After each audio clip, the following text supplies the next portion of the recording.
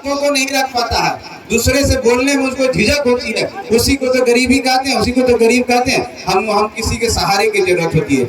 आज आपको कुछ जरूरत है तो आपको किसी के सहारे की जरूरत होती है।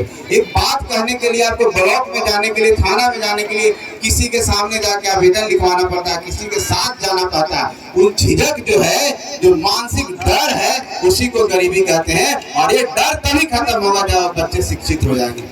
तो शिक्षा ही सबसे बहुमूल्य चीज है, इसको जैसे भी हो प्राप्त कर लेना चाहिए। आधी रोटी खाएंगे लेकिन अपने बच्चों को पढ़ाएंगे। ये मंत्र को याद करके, अपने धरोहर को याद करके, अपने जो पूर्वज है उसको याद करके एक आग पैदा कीजिए। और आग पैदा करना है उन अभिभावकों को, और उनको सपना देखना है कि हम अपने बेटे को भी वो मुकाम हासिल करवाएंगे जो देश का नेतृत्व करेगा, आने वाला समय का लीडर होगा, आने वाला समय का वैज्ञानिक होगा, आने वाला समय का हमारा जज होगा।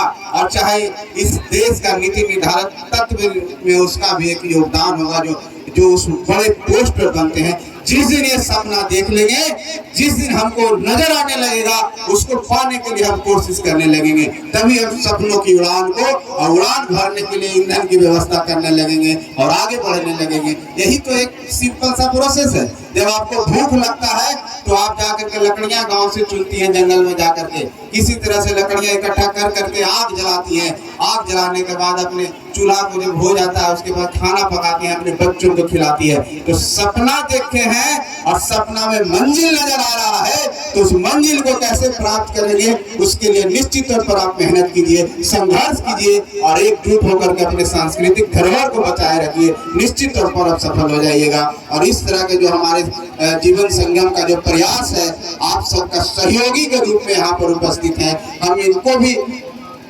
इस मुहिम में जो साथ दे रहे हैं धन्यवाद देना चाहते हैं, क्योंकि इनका बहुत बड़ा योगदान है। इस समाज के किस तबके से आते हैं और अपने आप में एक विद्वान व्यक्ति है, लेकिन इनका देखिए रहन सहन कितना साधारण है। जितना साधारण दिखते हैं उतने ही असाधारण व्यक्ति हैं, क्योंकि हम लोग इनको जानते हैं कि इनकी पहुंच कहाँ तक है, इनके ज्ञान कहाँ तक है। तो व्यक्ति का पहचान यहीं से आता है। अच्छे व्यक्ति का पहचान इसी को कहते हैं भाइयों। इनसे आपको प्रेरणा लेना होगा कि आप जितना दूर चले जाएं, जितनी उपलब्धि अपने जीवन में हासिल कर लें, लेकिन जो आदमी का व्यक्तित्व होता है, जो सौम्य होता है, जो आदमी डाउन टू अर्थ जिसको कहते हैं, उसको हमेशा बचा के रखिएगा।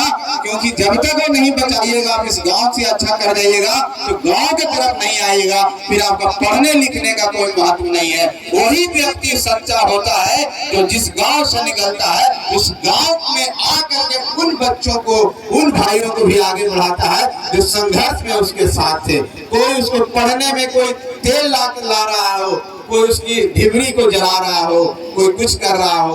तो कहने का मतलब है कि जीवन में सादगी हमेशा रखना चाहिए। सादगी इंसान को महान बनाता है। और हम उस समाज से आते हैं जहां हम इस सांस्कृतिक धरोहर को, और हम पूर्वजों, हमारे पूर्वज इतने मजबूत थे और हमारे इतने साधारण थे और इतने संघर्ष करके, सत्ता के जो संघर्ष होते हैं छोटे छोटे टुकड़ों में, जो हम सर्वाइवल के लिए संघर्ष किए थे, और वो संघर्ष करके जंगलों में रह करके, प्रकृति से लड़ करके, प्राकृतिक आपदाओं से लड़ करके, उन चुनौतियों का सामना करके शहर की ओर बढ़ करके हम अपनी पहचान बनाए हैं। हम उतना संघर्ष करके आगे बढ़ सकते हैं। तो हम भी ये भी करके दिखा देंगे। हम बढ़ करके अपने बच्चों को, जो मैंने सपना देखा है, उसकी उड़ान को पूरा करेंगे, उसकी मंजिल को प्राप्त करने में उसको मदद करेंगे। इसी सब शब्दों के साथ आप सबको बहुत बहुत धन्यवाद। निश्चित तौर पर इस तरह के कार्यक्रम से आप सबको प्रेरणा मिली होगी और आप प्रेरित होकर के, मैं इतना ही कहूँगा कि यहाँ इतने जितने भी लोग यहाँ पर उपस्थित हैं, सब हम लोग गरीब भाई हैं। आप सिर्फ एक ही बात करेंगे कि अपने जितनी बच्चियां हमारी आई हुई है, हमारे जितने बच्चे हैं यहाँ पर जो पढ़ने के लिए ललायित है, जो पढ़ना चाहते हैं, उनको मौका दीजिए, उनको आगे बढ़ने का मौका दीजिए। आप एक बार करके देखिएगा, ये बच्चे भगवान के होते हैं, इनके अंदर सारे गुण हैं जो दूसरे बच्चों के हैं। ये भी उड़ान भरेंगे और हम लोग की जरूरत जहाँ भी होगी, हम लोग को याद कीजिएगा, हम लोग को फादर अंतों के माध्यम से याद कीजिएगा, चाहे ऐसे भी याद कीजिएगा जहाँ बुलाइएगा हम आपके बीच में रहेंगे। आप तो हमें वादा करके जाते हैं, क्योंकि हम भी आपके बीच के हैं, आपके परिवार हैं। बस इतना ही कह के आप सबको बहुत बहुत धन्यवाद। हम लोग को आगे भी जाना है। आपको बहुत धन्यवाद कि आप इतनी देर से हम लोग को सुने हैं, इतनी धैर्य से आ रहे हैं। इसी तरह से शांति बनाए रखिए, डिसिप्लिन में रहिए। चलिए बहुत बहुत धन्यवाद, आभार, जय हिंद।